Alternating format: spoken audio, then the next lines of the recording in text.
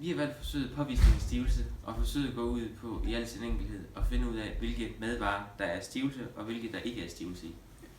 Og til det skal vi bruge jod, kalium, opløsning, petriskål, spaghetti, mandariner, sødtabletter og kartoffelmel.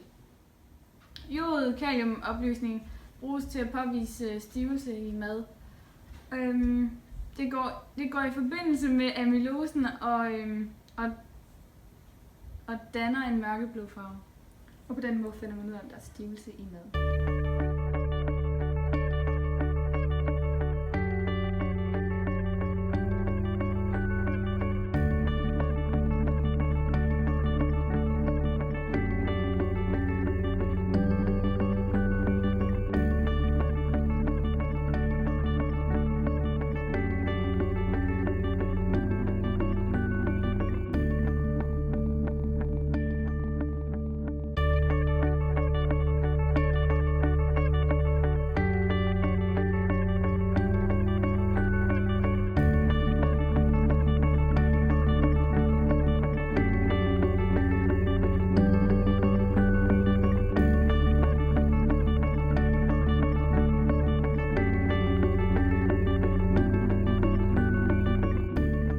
Vi har så påvist, at der er stivelse i spaghetti.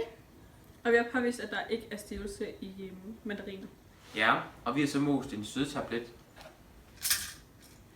og der er ikke noget stivelse i. Og der er stivelse i kartoffelmel. Og vores konklusion er så, at der er stivelse i alt, der er lavet af korn. Majs og kartofler.